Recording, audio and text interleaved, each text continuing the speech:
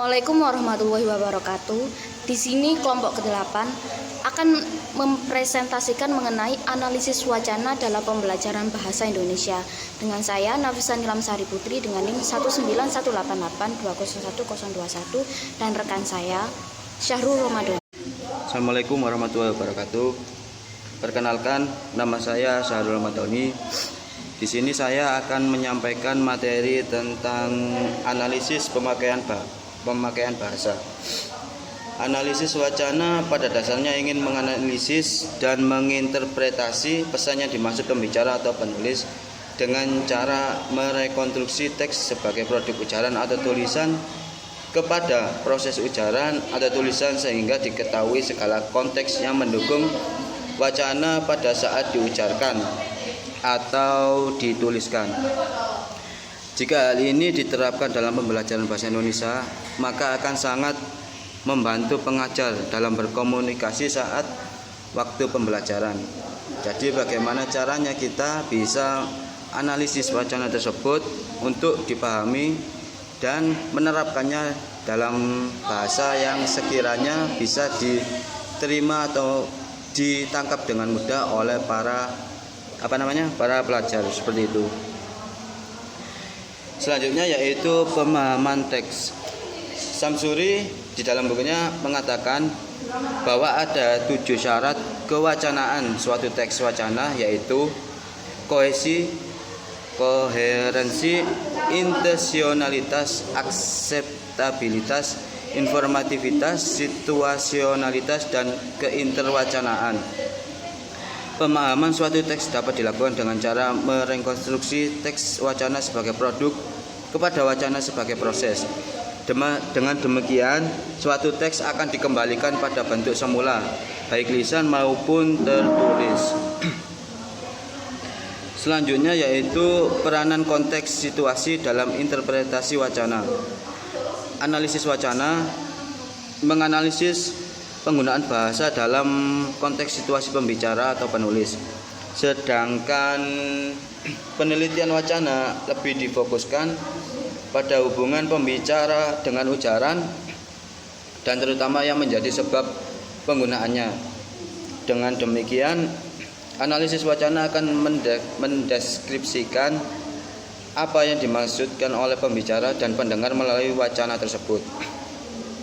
Dalam hal ini perlu diperhatikan mengenai referensi, peranggapan, implikator, inferensi, konteks situasi, konteks, dan interpretasi lokal. Jadi itu yang bisa saya sampaikan. Untuk selanjutnya akan dilanjutkan oleh rekan saya. Baik, terima kasih. Saya akan membahas mengenai topik dan representasi isi wacana. Sebenarnya, topik dalam sebuah wacana dengan topik dalam sebuah kalimat tidaklah sama. Brown sendiri pernah mengatakan bahwa topicality adalah topik pembicaraan pada masalah yang sama. Maksudnya adalah jika kita larut dalam sebuah pembicaraan, bisa saja topik dalam pembicaraan tersebut terpusat pada hal yang sama. Inilah yang disebut topicality. Contoh saja, ada dua orang sedang berbicara, Hera dan Bibi. Bi, udah lama ya nggak hujan, baru tadi ini mulai hujan lagi. Iya nih Her, wih kayaknya nih udah mulai masuk musim hujan ya. Bisa jadi sih, tapi hujan baru sekali ini turun dan udaranya langsung kelihatan bersih.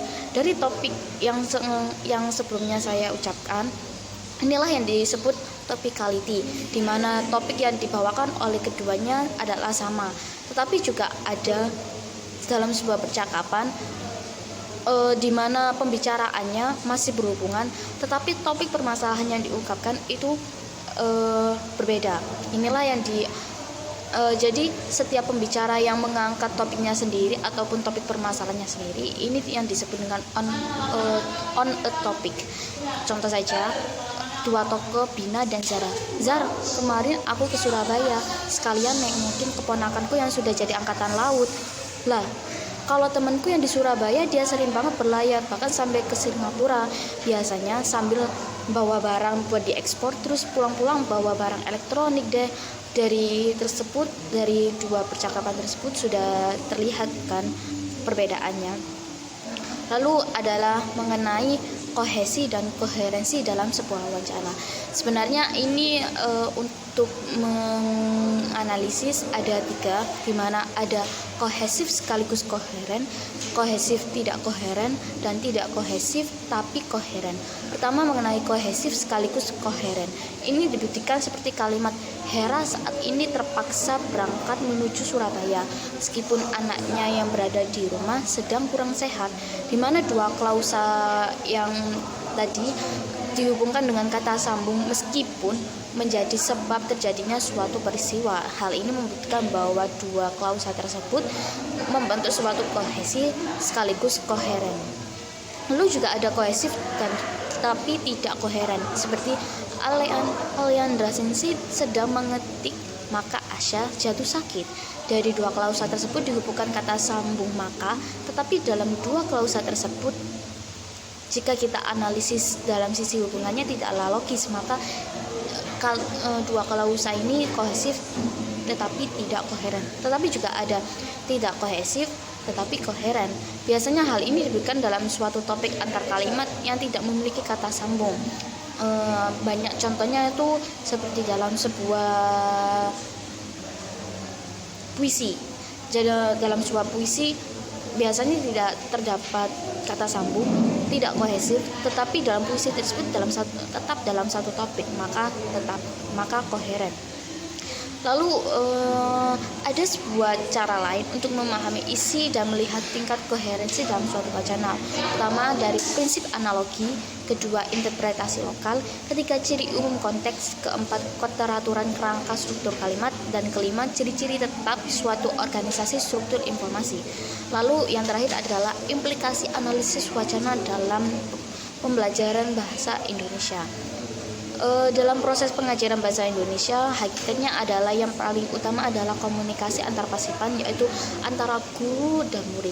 Guru menyampaikan pesan berupa materi pelajaran kepada murid berupa wacana, dan bahasa yang digunakan oleh seorang guru bukanlah bahasa yang biasa.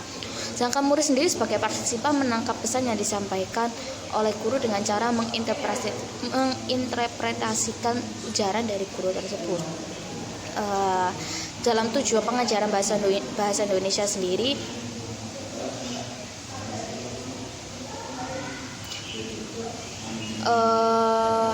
adalah agar pembelajar terampil berbahasa baik secara lisan ataupun tertulis. Berdasarkan tujuannya sendiri ini dapat ditarik kesimpulan bahwa agar murid dapat berkomunikasi menggunakan bahasa Indonesia secara langsung maupun tidak langsung. Dalam kerangka ini peranannya sangat besar karena kegiatan ini di kelas. Indikator yang dapat ditunjuk adalah pertama kurikulum berorientasi pada tujuan, kedua adalah murid yang berkomunikasi dengan guru, maka murid akan mencapai tujuan. Maka analisis wacana berperan sangat besar dalam pengajaran keterampilan menyimak dan membaca. Sekian dari presentasi kelompok kami.